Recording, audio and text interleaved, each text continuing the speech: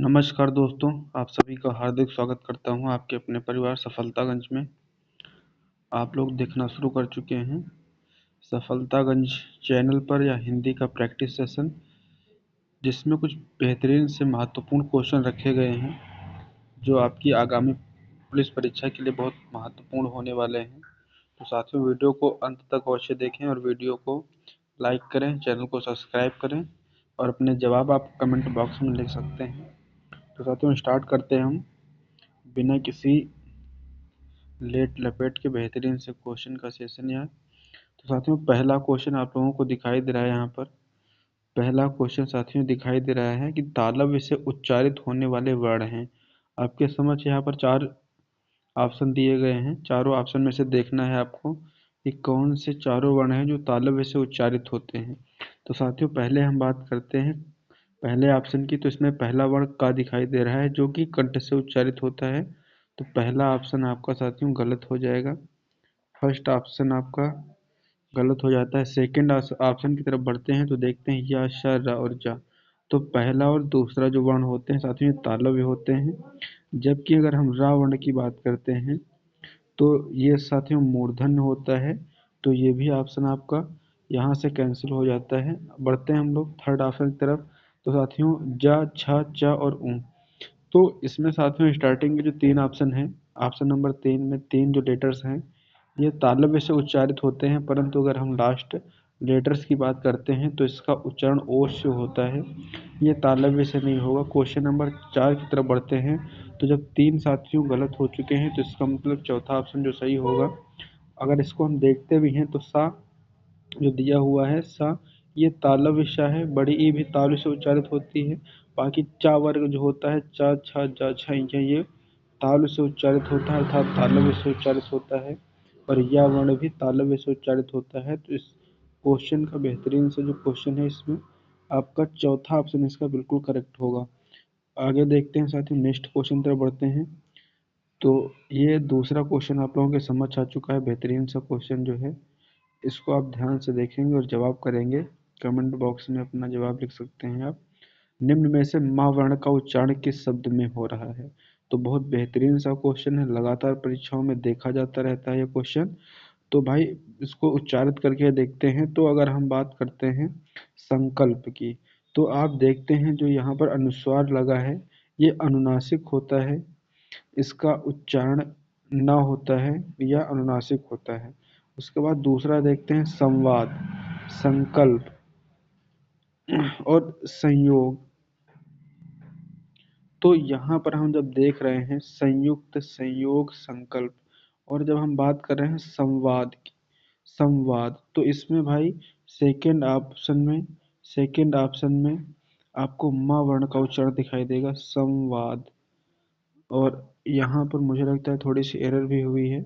यहाँ पर जो आपका होना चाहिए, जो क्वेश्चन में अक्सर दिया होता है, वो साथियों होता है संभावना, संभावना।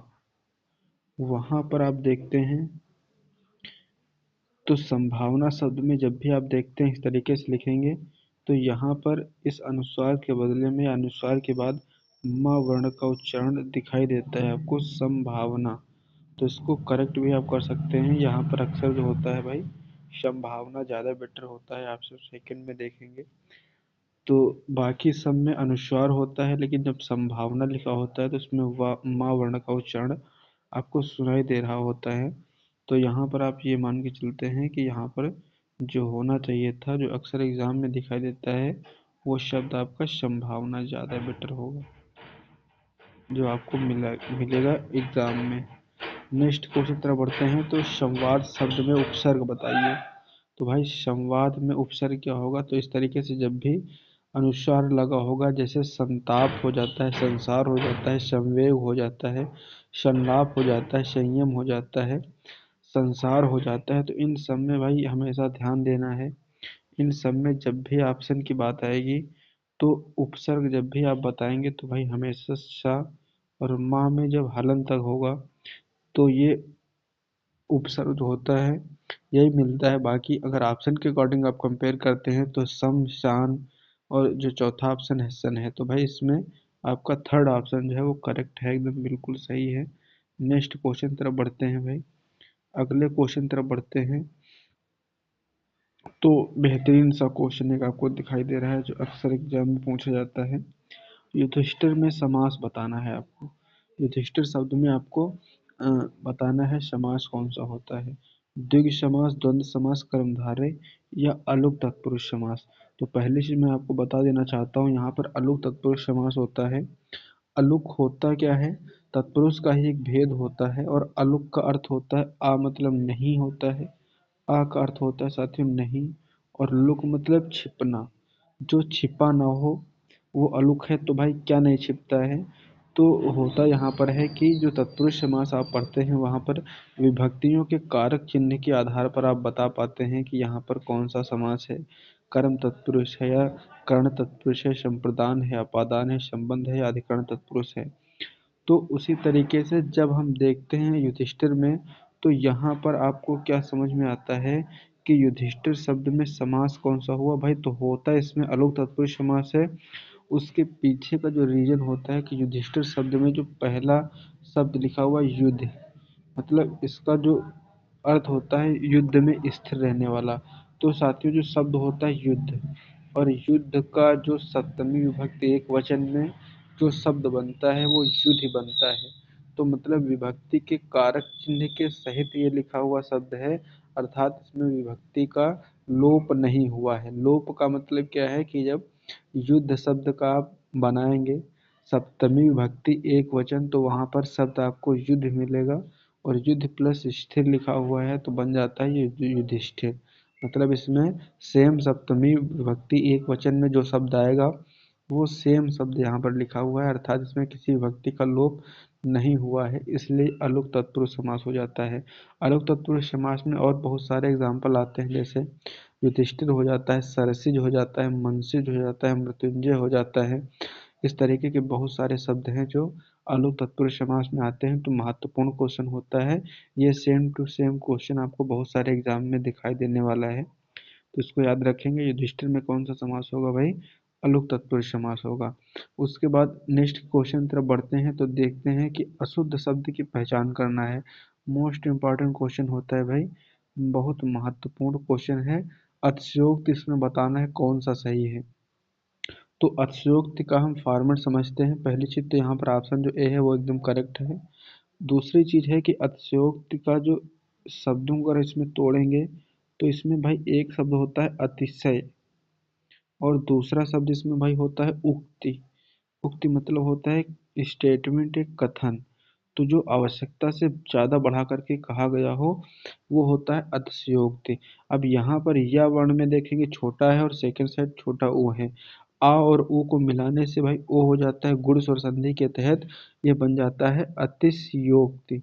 अब यहाँ पर जो आपका सही जवाब है वो भाई ए है, अतिशयोक्ति। अतिशय प्लस उक्ति इसको मिलाएंगे तो गुण स्वर संधि हो जाएगी, और जवाब इसमें भाई होगा आपका ए, जवाब बिल्कुल सही होगा। तो इस वर्तनी को आप बहुत विशेष ध्यान देंगे। नेक्स्ट क्वेश्चन तरफ बढ़ते हैं, तो भाई बेहतरीन सा क्वेश्चन आप लोगों की समझ आ चुका है। जवाब कमेंट बॉक्स में आप करेंगे, मैं ऐसी अपेक्षा करता हूँ आपसे। और क्वेश्चन है कि दुबई कितना सुंदर शहर है। में सुंदर शब्द क्या है आपको बताना है। तो आपके ऑप्शन है विधेय विशेषण है, विशेष विशेषण है, परिमाणवाचक विशेषण या संख्यावाचक विशेषण।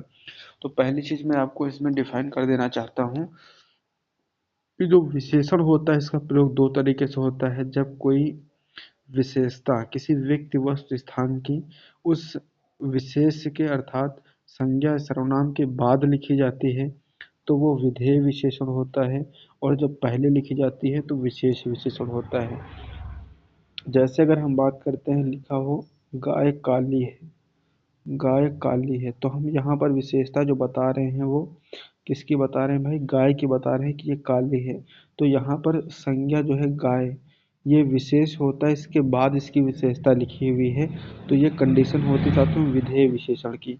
और यही लिखा होता है कि काली गाय है, तो फिर हो जाता है वो विशेष विशेषण, क्योंकि गाय से पहले काली लिखा होता। तो यहाँ पर इस बात को ध्यान देना है। और थर्ड और फोर्थ ऑप्शन की तरफ बढ़ते हैं, तो परिमाणवाचक विशेषण या संख्यावाचक विशेषण की जब हम बात करते हैं, तो परिमाण मतलब होता है माप तोल, मतलब जब किसी वस्तु की माप तोल की जाए, जैसे कहा जाए कि 2 किलो चावल, तो वहाँ पर क्या है, किसी वस्तु की माप की जा रही है। जैसे कहा जाए कि 2 मीटर कपड़ा, 1 लीटर तेल। तो यहाँ पर हम क्या कर रहे हैं, माप तौल कर रहे हैं। तो यहाँ मापने तौलने वाला तो कुछ है नहीं, सुंदरता का कोई ये तो है नहीं कि 5 किलो सुंदर है या 3 लीटर सुंदर है, ऐसा तो कुछ होता नहीं यहाँ पर। संख्यावाचक में भी मतलब कोई संख्या नहीं यहाँ पर कि एक सुंदर है, दो सुंदर है, ऐसा कुछ नहीं है। जैसे बात करते हैं कि एक किताब, दो फल, 3 गाड़ियाँ, तो ये संख्यावाचक होता है। तो ना ही ये संख्यावाचक है, ना ही ये परिमाणवाचक है। अब विशेष विशेषण है या विधेय, तो हमने बताया कि जब विशेषता बाद में लिखी होती है तो विधेय विशेषण होता है। यहाँ पर हम लोग बात कर रहे हैं दुबई की, एक शहर है, संज्ञा है, उसकी विशेषता क्या है कि वह सुंदर है। ठीक है, विशेषता यहाँ पर साथियों ध्यान देना, हम दुबई की बता रहे हैं ना कि शहर की। हालांकि दुबई शहर है वो अलग बात है, परंतु यहाँ पर हम विशेषता जिस शब्द की बता रहे हैं वो शब्द है दुबई। तो दुबई कितना सुंदर शहर है, तो दुबई के बाद सुंदर लिखा हुआ है, अर्थात ये हो जाता है भाई विधेय विशेषण। इस बात को बहुत ध्यान से समझिएगा। और ये इसका जवाब होगा भाई, पहला जवाब इसका बहुत करेक्ट होगा। नेक्स्ट क्वेश्चन की तरफ बढ़ते हैं। तो अभ्युदय में उपसर्ग बताना है भाई। अभ्युदय में पहले चीज बताएंगे आप लोग, संधि कौन सी है, इसको कमेंट बॉक्स में बताइएगा। अभ्युदय में संधि कौन सी है? तो भाई अभ्युदय में अभि उपसर्ग होता है, अभि प्लस उदय। इसका जो विच्छेद होगा वो अभि प्लस उदय होता है। और इसका अंतिम छोटी ई और ऊ मिलकर के बन जाते हैं यू, जो आपको दिखाई दे रहा है यहाँ पर, ये चीज अभि प्लस उदय, अभ्युदय। तो भाई इसमें ऑप्शन कौन सा होगा? तो ऑप्शन में त्रुटि हो चुकी है भाई, दोनों ही अभी अभी लिखे हुए हैं। तो इसमें जो भी अभी होगा वही करेक्ट होगा आपका जवाब, अभी प्लस उदय, अभी प्लस उदय होगा भाई। तो इसका अभी आप लगाएंगे ऑप्शन, टाइपिंग एरर हो चुकी है। फिलहाल तो अभी प्लस उदय होगा, यण स्वर संधि होती है इसमें, तो इस चीज़ को ध्यान देंगे आप। अभ्यु नहीं लगाना है, अभ्य नहीं लगाना है, अभि प्लस उदय यहाँ पर संधि के नियम के तहत उपसर्ग लगा है। तो इस बात को बारीकी से ध्यान देते हुए समझेंगे बात को, अभि प्लस उदय होगा। नेक्स्ट क्वेश्चन तक बढ़ते हैं। तो व्यूह शब्द में कौन सी संधि है, बताएंगे भाई। व्यूह शब्द में कौन सी संधि है? तो यहाँ पर भी आधे वर्ण के बाद या दिखाई दे रहा है, जैसे इससे पहले वाले क्वेश्चन में भी था। तो जब ऐसी स्थिति बनती है तो साथियों वहां पर यण स्वर संधि होती है, इसका जो विच्छेद होगा आपका वी प्लस ऊ होगा। और यहाँ पर छोटी ई प्लस बड़ा ऊ, ये मिलकर के बना क्या रहे हैं भाई? तो ये मिलकर के बना रहे हैं बड़ा ऊ, बड़ा ऊ। और बड़ा ऊ लगने से क्या हो जा रहा है भाई? ये बन जा रहा है यू। तो यहाँ पर जो संधि हो रही है आपकी जड़ स्वर संधि है, बात को समझ पा रहे होंगे आप लोग। नेक्स्ट क्वेश्चन तरफ बढ़ते हैं। तो छंद शास्त्र को अन्य किस नाम से जाना जाता है? बहुत बेहतरीन सा एकदम शानदार क्वेश्चन है भाई। छंद को अन्य किस नाम से जानते हैं? तो ध्यान देंगे भाई, छंद शास्त्र के जो जनक होते हैं भाई वो पिंगल ऋषि होते हैं, इसीलिए इसको हम लोग क्या बोलते हैं? इसीलिए हम इसको भाई बोलते हैं पिंगल शास्त्र।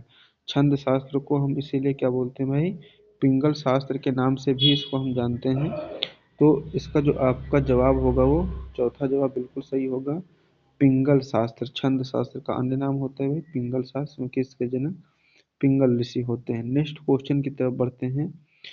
छंदों का सर्वप्रथम प्रयोग कहाँ हुआ था? बेहतरीन सा क्वेश्चन है, बहुत बार आपको देखने को मिलता है। सामवेद में हुआ, अर्थशास्त्र में हुआ, या अभिज्ञान शाकुंतलम में हुआ, या ऋग्वेद में हुआ? तो भाई ऋग्वेद में होता है, सबसे प्राचीन जो आपका होता है, सबसे प्राचीन जो आपका वेद है वो ऋग्वेद होता है, ये भी क्वेश्चन आता है। सबसे प्राचीन अभिज्ञान शाकुंतलम ये कालिदास की रचना होती है भाई, ये कालिदास की रचना होती है। और अर्थशास्त्र जो है ये आर्यभट्ट, या सॉरी आर्यभट्ट नहीं, मतलब कि क्या बोलते हैं, चंद विष्णुगुप्त की रचना है ये। अर्थशास्त्र जो है ये विष्णुगुप्त की रचना है, चाणक्य की रचना है, कौटिल्य की रचना है। क्योंकि कौटिल्य, चाणक्य और विष्णुगुप्त किसे कहते हैं? तो ये चाणक्य के ही नाम होते हैं। और ये इसका नाम भले ही अर्थशास्त्र है, परंतु इसके विषय में जो सर्वाधिक जानकारी मिलती है वो राजनीति की मिलती है। तो ये राजनीति पर आधारित एक पुस्तक है जिसका नाम अर्थशास्त्र है। और अगर हम सामवेद की बात करते हैं तो ये गायन से संबंधित होता है, गायन से संबंधित है। अगर हम ऋग्वेद की बात करें तो इसका संबंध जो होता है भाई वो ईश्वर की स्तुति से संबंधित होता है, ईश्वर की प्रार्थना से संबंधित होता है। मतलब कि यहाँ पर लिखे हुए मंत्रों का उच्चारण करके आप ईश्वर की प्राप्ति कर सकते हैं। सामवेद में आप इसके तहत आप सारेगामा मतलब संगीतज्ञ हो सकते हैं, गायक गायक हो सकते हैं। अर्थशास्त्र पढ़ने के बाद आप युवा नेता बन सकते हैं, और अभिज्ञान शाकुंतलम पढ़ करके आप कालिदास के वैचारिकता को आप समझ सकते हैं। नेक्स्ट क्वेश्चन तरफ बढ़ते हैं। तो विभत्स रस का स्थायी भाव आपको बताना है भाई क्या होता है, बहुत शानदार क्वेश्चन है। तो विभत्स रस का स्थायी भाव जुगुप्सा होता है। जुगुप्सा का अर्थ क्या होता है भाई? जुगुप्सा का अर्थ होता है घृणा, मतलब ऐसा कोई दृश्य या कोई घटना पढ़ने के बाद, सुनने के बाद, देखने के बाद आपको घिन आए, घृणा हो, नफरत हो जाए उससे। विभत्स मतलब सुनते भी हैं कि ये बहुत विभत्स घटना है, तो मतलब जो देखने के लायक ना हो, ऐसी घटना विभत्स घटना कहलाती है। तो इसका भाई जो स्थायी भाव होता है जुगुप्सा या घृणा, दोनों में से हो सकता है, जो भी ऑप्शन आपको मिलता है। बाकी अनुराग जो होता है साथियों, ये भक्ति रस का होता है स्थायी भाव। उत्साह जो होता है ये वीर रस का होता है। और भयानक ये रस ही है, इसका स्थायी भाव भय होता है। तो भाई बढ़ते हैं अगले क्वेश्चन की तरफ, देखते हैं कि नेक्स्ट क्वेश्चन, सर्वनाम के कितने भेद होते हैं। तो इसको आप किस तरीके से ध्यान में रखेंगे। जैसे ही आप सर्वनाम लिखते हैं तो आप देखते हैं रा ऊपर इस तरीके से दिखाई देता है, इसको थोड़ा सा और गोल कर देंगे और आप देखेंगे कि ये 6 बन जाता है। तो सर्वनाम कितने भेद हो गए भाई? 6 भेद हो गए। ऑप्शन इसका एक सही हो जाता है। अगर हम संज्ञा की बात करते हैं साथियों, तो संज्ञा के 5 भेद होते हैं। संज्ञा के 5 भेद होते हैं, जबकि सर्वनाम के साथियों 6 भेद होते हैं। और विशेषण के साथियों 4 भेद होते हैं। विशेषण के 4 भेद होते हैं, सर्वनाम के 6 भेद होते हैं, और संज्ञा के 5 भेद होते हैं। तो इस चीज़ को ध्यान रखना है, सर्वनाम के 5 भेद होते हैं। यहाँ पर आपको राग का विशेष ध्यान देना, ये रा आपको दिखाई दे रहा है, इसको आप 6 बना लेंगे तो सर्वनाम के भेद आप याद रख पाएंगे, 6 होते हैं आसानी से। नेक्स्ट क्वेश्चन की तरफ बढ़ते हैं। तो पुरुषवाचक सर्वनाम के कितने भेद होते हैं। तो अभी हमने बताया कि भाई सर्वनाम के 6 भेद होते हैं, परंतु पुरुषवाचक सर्वनाम की जब बात आएगी तो इसके 3 भेद होते हैं। उत्तम पुरुष होता है, मध्यम पुरुष होता है, और अन्य पुरुष होता है। उत्तम पुरुष में साथियों मैं रखा जाता है। मैं से संबंधित जितने भी सर्वनाम होते हैं, मैं, मुझको, मेरे, मेरे से, मेरे लिए आदि। और यहाँ पर तुम होता है तो तुम सब, तुम लोग, तुम्हें, तुमको, तुम्हारे, तुमसे आदि। अन्य में साथियों वह रखते हैं तो वह, उन्हें, उनसे, उनके, उन्होंने, ये सब रखे जाएंगे। और मैं याद भी रखना है। उत्तम मतलब उत्तम कौन होता है भाई? मैं ही उत्तम होता हूँ। अपने आप को आप कह सकते हैं कि उत्तम जो है वो मैं हूँ। और मध्यम जो आपकी बात को सुन रहा है। और अन्य मतलब जो फालतू का आदमी है वह और होगा, कोई वह होगा। तो जो व्यक्ति बात करता है वो सबसे इम्पोर्टेंट होता है। तो उत्तम वही है जो बात कर रहा है, अर्थात मैं बात कर रहा हूँ। मध्यम में तुम सुन रहे हो तो तुम मध्यम हो गए, और जो नहीं सुन रहा है वह अन्य है। तो पुरुषवाचक सर्वनाम के 3 भेद होते हैं, इस बात को विशेष ध्यान देंगे आप लोग। नेक्स्ट क्वेश्चन तरफ बढ़ते हैं। नेक्स्ट क्वेश्चन आपका क्या होता है, तो देखिएगा बेहतरीन शानदार क्वेश्चन है एकदम, कतई बवाल है। चाकू का बहुवचन रूप होगा, बहुत महत्वपूर्ण क्वेश्चन है। आपके ऑप्शन है चाकू, चाकुएं, चाकुएं और चाकू। तो भाई चाकू शब्द का हमेशा एक वचन हो या बहुवचन ऐसे ही स्थिर रहता है, तो चाकू का चाकू ही रहता है। ऑप्शन फोर्थ इसका बहुत बेहतरीन शानदार सही जवाब है, और एकदम शानदार क्वेश्चन होता है। नेक्स्ट क्वेश्चन की तरफ बढ़ते हैं।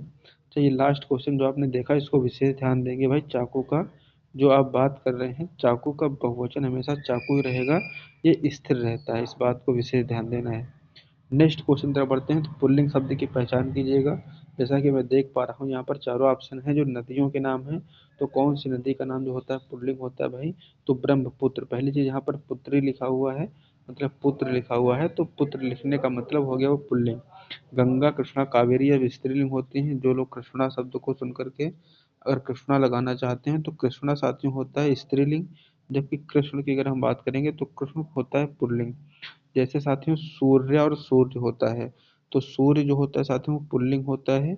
अगर हम बात करें सूर्य की तो सूर्य साथियों स्त्रीलिंग होता है। तो जो जो भी आपके मित्र दोस्त सूर्या बने घूम रहे होते हैं, उनको जेंडर की पहचान नहीं होती है, तभी वो अपना नाम सूर्या रख लेते हैं।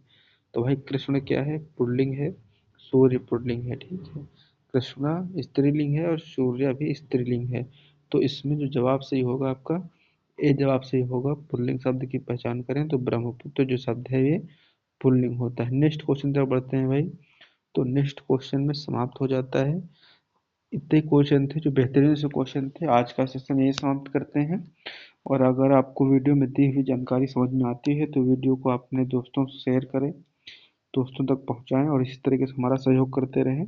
मैं आप लोगों के लिए यूपी परीक्षा के लिए महत्वपूर्ण प्रश्नों पर इसी तरीके से डेली लेकर के आता रहूँगा और इसमें आपको हिंदी के और जीएस के जो महत्वपूर्ण क्वेश्चन होने वाले हैं उन पर विशेष जानकारी आपको मैं इसी तरीके से देता रहूँगा, हमारी टीम देती रहेगी। उसके लिए आप लोगों का सहयोग बहुत ज़रूरी है। तो आज के लिए सेशन को यहीं समाप्त करते हैं। मिलते हैं आप लोगों से अगली क्लास में, अगले वीडियो में। तब तक के लिए आप सभी का बहुत बहुत धन्यवाद। Thank you, all of you. जय हिंद, वंदे मातरम।